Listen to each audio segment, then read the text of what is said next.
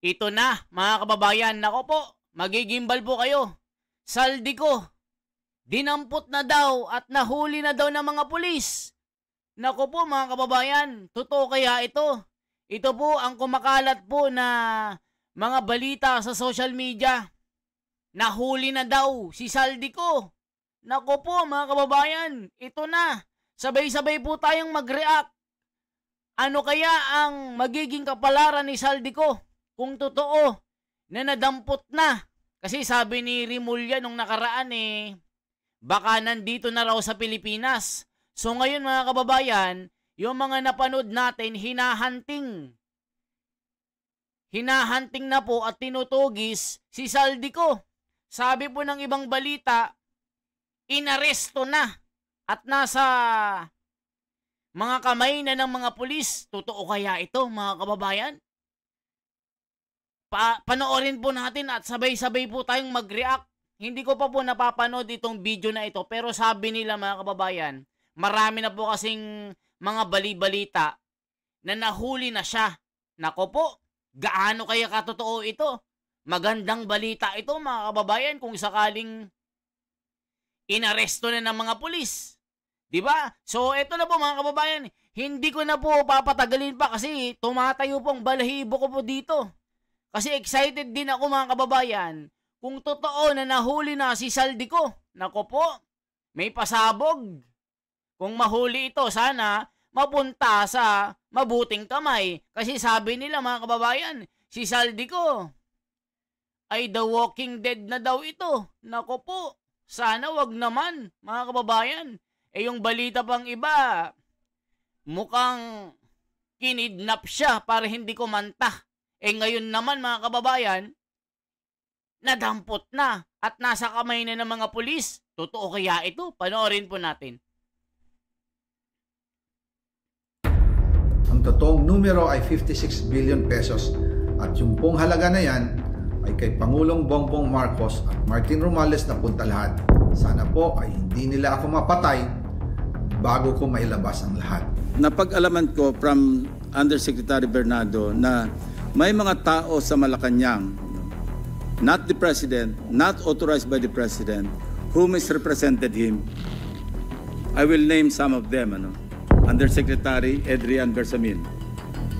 He name-dropped the President, making Saldico believe na utos ng Pangulo na ipasok sa BICAM yung insertions na 100 billion. Hindi ako sumama sa loob ng 3 taon dyan sa Malacanang. Dahil lantaran na doon ang inuman, ang paggamit nila ng cocaine at mga bawal na gamot. Kitang-kita nyo na ang Pangulo ang gusto niya sirain, pero ang pinoproteksyonan niya ay yung may issue tungkol sa korupsyon na si Vice President. Mounting issues continue to close in on President Ferdinand Marcos Jr. After being dragged into the massive flood control corruption scandal, he now faces an explosive new allegation, this time from his own sister, accusing him of using drugs. But the president pushes back.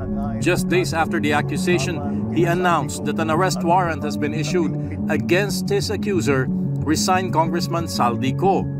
How can the president recover from back-to-back accusations? Can he still convince the public that he and his family remain innocent as patience wears dangerously thin over the scale of the corruption scandal?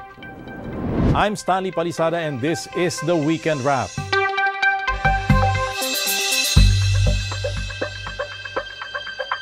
Resigned lawmaker Saldico's allegations continue to dominate headlines and the firestorm only grows.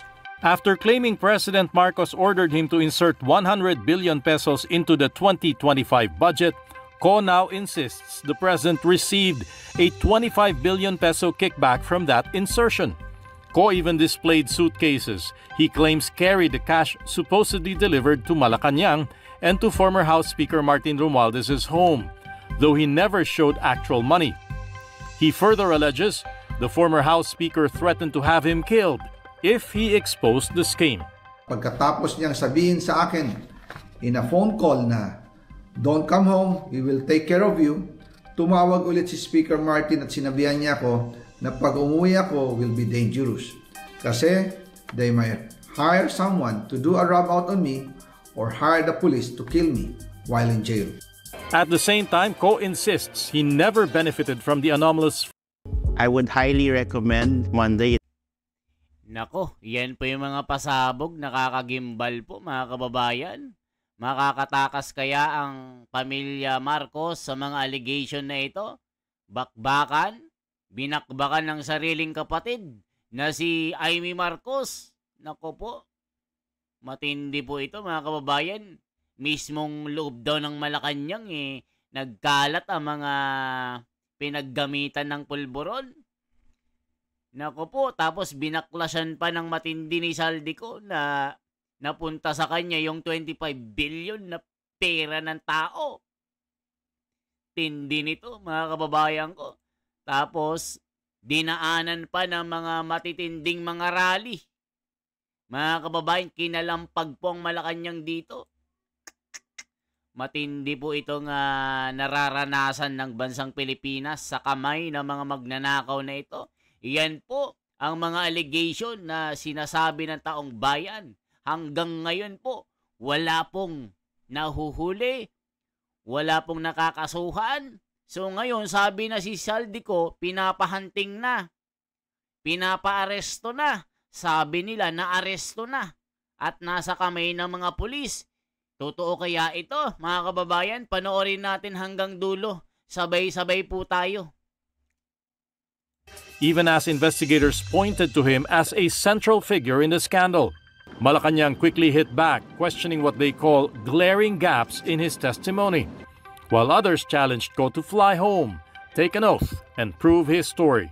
These are very wild allegations. Obvious na ito isang gawain ng isang taong desperate, isang taong wala ng opsyon, at isang taong gagawin ng kahit ano, magsinungaling para lang makalusot sa hustisya. Alam mo, minsan pagka naiipit sa patalim kumakapit, madaling magturo, madaling magbintang.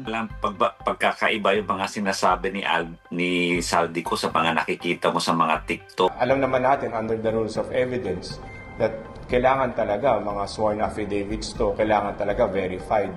The videos come in, alam niyo sa under the rules of evidence, pagka video yan, kailangan dyan untampered. Senators and majority lawmakers also believe the president may have merely been set up. I think the part where they said the president asked for it is completely made up. Whether it was made up by the two people or by Saldico, I cannot say. But to me, it is illogical, impossible, and ridiculous to think that the president would send emissaries to a committee member in Congress to plead for something. Congress is pretty united now in support of our president. Right now, I can tell you that there are really no voices here in Congress that speak out against President Marcos, and I think maybe 90%, if not higher.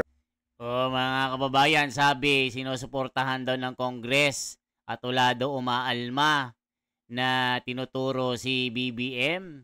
Alam natin mga kababayan na halos lahat sa Kongreso ay nabusog po sa sinasabing korupsyon na mga pagnanakaw na ito, na matindi rin ang kanilang nakuhang tapal sa muka. Ito po ang mga sinasabi po ng mga nagsasabi na maraming contractors, maraming nakinabang, kongreso, mga umahawak ng project ng gobyerno, 67 na contractor firms, na construction company na hawak ng mga congressman na sila din ang may-ari. Si Saldico at saka si Martin Romualdez, sila po yung mga number 1 na contractor dito. Na si Saldico naman ang kumanta dito na talagang itinuro niya direkta itong dalawang magpinsan na hari ng scammer na ito. At ngayon, sinasabi nila na naiipit na daw si Saldico. Wala nang choice kundi magturo na lang ng magturo. Ayan ang sinasabi nila mga kababayan para pasinungalingan na hindi sila sabit sa anomalyang ito. Nako po, totoo kaya ito mga kababayan? Totoo kaya na inosente si BBM, inosente si Martin Romualdez? na si Saldico na nagtuturo, na nagdadawit sa magpinsan na ito, ay nagsisinungaling lang si Saldico? Totoo kaya yun, mga kababayan? Na naiipit lang ito? Ituloy pa natin. Are really supporting the administration right now. Ilan doon ang nabito ng Pangulo? So, nagtataka ako, sinasabi nag-insert siya, bakit niya naman i-veto rin yung in-insert niya? One senator even presented supposed evidence clearing Marcos from the budget insertion, implicating several key cabinet officials instead.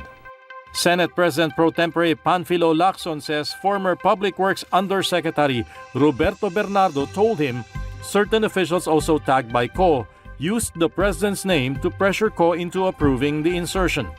Among those earlier implicated by Co, Budget Secretary Amina Pangandaman and Executive Secretary Lucas Bersamin.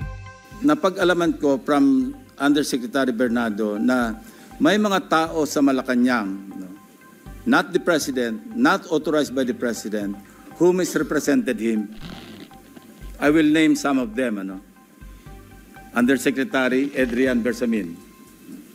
He name-dropped the President, making Saldico believe na utos ng Pangulo na ipasok sa BICAM yung insertions na 100 billion. O yan mga kababayan, sinasabi ni Ping Lacson na nagsisilbing abogado ni PBBM na ginamit lang ang pangalan ni BBM sa insertion ng 100 billion. So itong si Attorney Ping Lacson na naging spokesperson na ni BBM, inabsuelto na si BBM. Diba mga kababayan, kaya nasuplak ito ni Marcoleta. Tapos nung itong ICI, yung mga salaysay ni Gutesa, ni Master Sergeant na pinasinungalingan ni Ping Lacson na nagkaroon ng pandaraya daw sa pirma ng abogado, aba ginamit ng ICI na ebidensya laban dito sa mga akusado na hinahanting na ng batas na meron ng warrant of arrest. Maging yung salaysay ni Saldico, ito yung naging batayan na para itong si Martin Romualdez ay makasuhan din ng plunder. Sabi nila Saldico and Martin Romualdez filed a plunder case. So kasama po ng 17 na kakasuhan. So yun po, yung ginamit ng ICI, ang tanong ni Marcoleta, kung ginamit nyo ang salaysay ni Gutesa, wala na yung bintang ni Ping Lacson na nagsisinungaling ito. Ganon din kay Saldico. Kung ginamit nyo ang kanilang salaysay, aba, kung sino mga tinukoy doon, imbestigahan. Na si Ping Lacson ngayon, nag-aabogado na inabsuelto na si BBM. Alaka, BBM! Inosente ka na!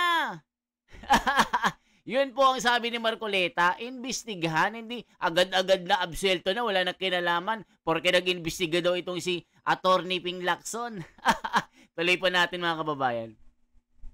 Billion. Now, USEC. So yan po, ang tindi ng mga revelation na ito. Na misinterpret lang daw, ginamit lang daw ang pangalan ni BBM para idawit sa 100 billion insertion na ito. Tindi ng mga banat ni Attorney Lacson na. Kaya nasusupal-pal ni Marcoleta ito Laki ng inggit niya kay Marcoleta. Hindi kasi abogado ito mga kababayan, kaya walang alam ito. Yan ang sinasabi ng mga komento. Sabi nila, ito yung yung makapili Imbes kampihan ng bayan para matugis ang mga magnanakaw, aba, hinaharang pa si Marcoleta ngayon.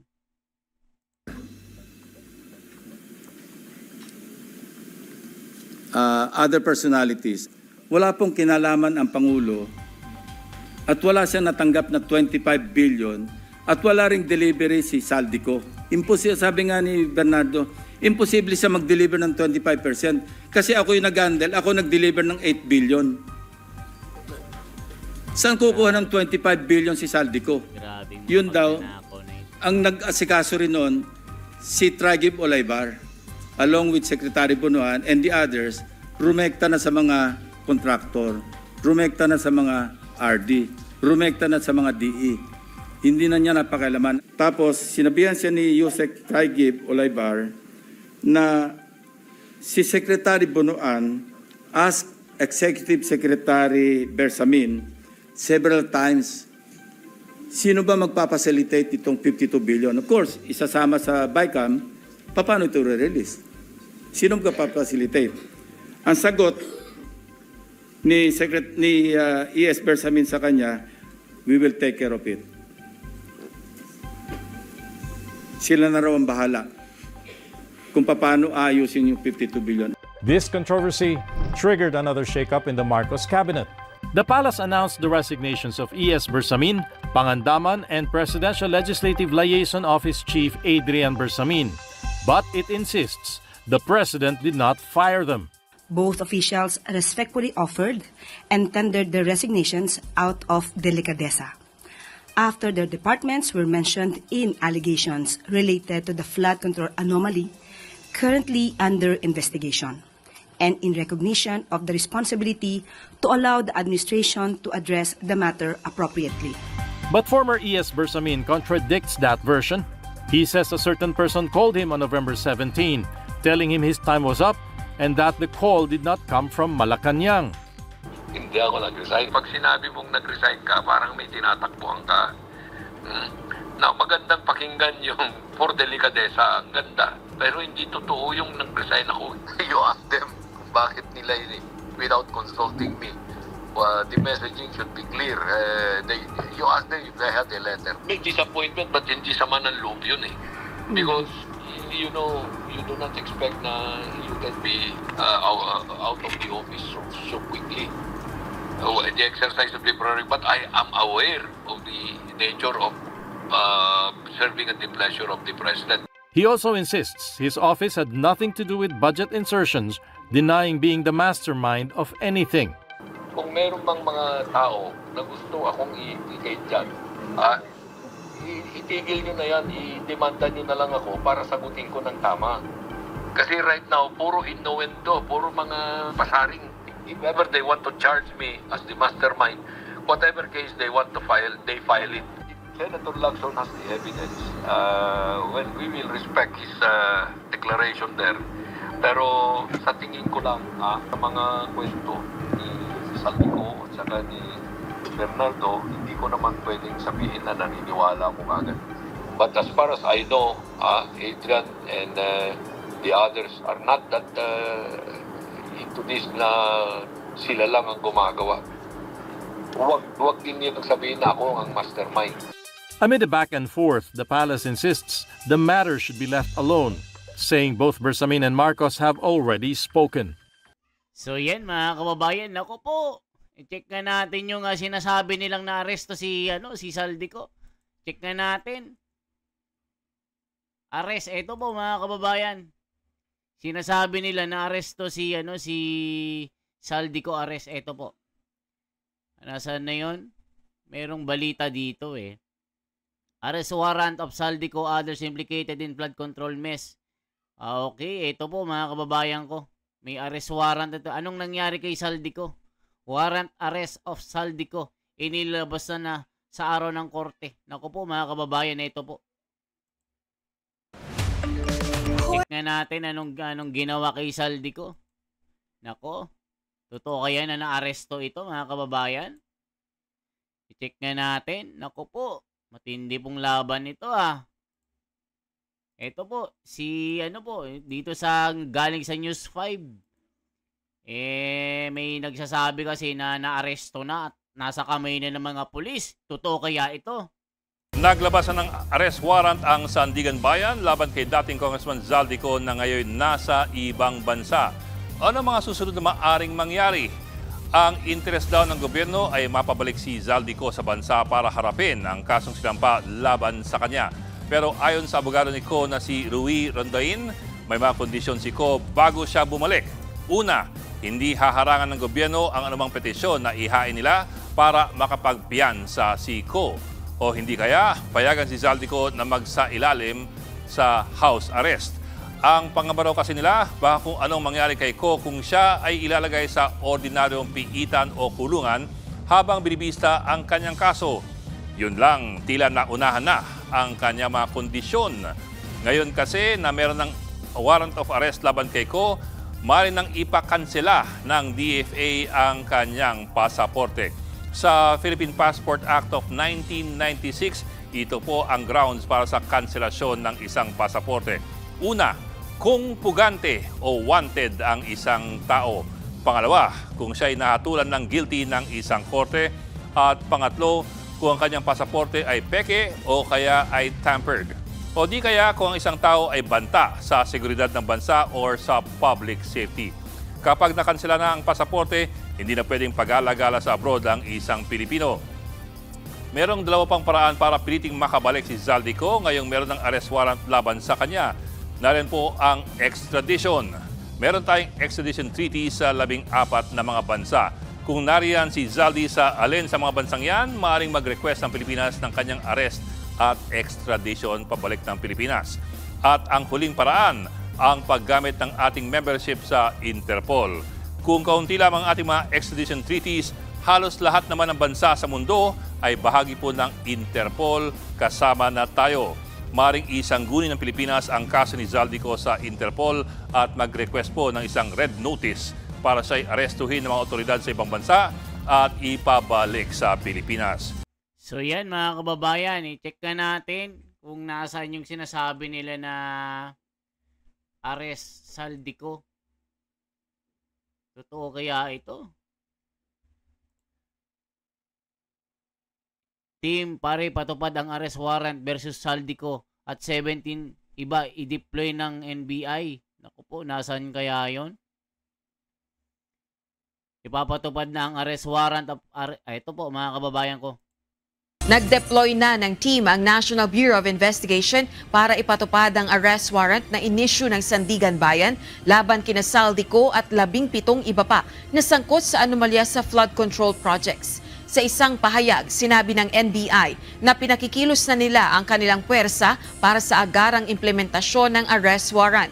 Kahapon ay nag-issue na ang Sandigan Bayan ng arrest warrant at whole departure order laban kina Zaldico, ilang DPWH officials at directors ng Sunwest Corp Construction na nahaharap sa kasong malversation at graft dahil sa 289 million pesos na substandard flood control project sa Oriental Mindoro. So yan mga kababayan, ako po, nasaan na yon? NBI PNP nagsagawa ng operation. Ito po mga kababayan ko. May operation ng ang NBI. Check na natin. Saglit lang mga kababayan, hanapin nga natin yon. Kung totoo na na-aresto na, Zaldico arrested. Zaldico arrested. Ito po mga kababayan. Ito, tignan nyo po mga kababayan, no? No bill recommended Ombudsman sa Zaldico for graft. Naku po, ito na po. Tindi nito, ha? Po. Ito po yung Zaldico, mga kababayan. Ito po, i-check po natin. Ito po yung sabi nila. Na-aresto na daw eh. Totoo kaya yun? FB, Zaldico. Sabi kasi nila, na-aresto eh.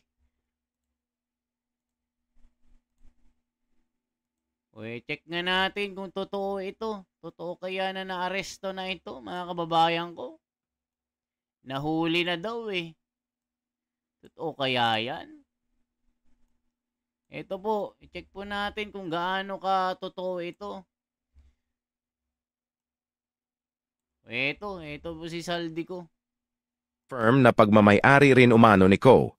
Look! Nilusob ng Taguig City Police ang kondo ni former Ako Bicol Representative Zaldico para sa pag-issue ng warrant of arrest.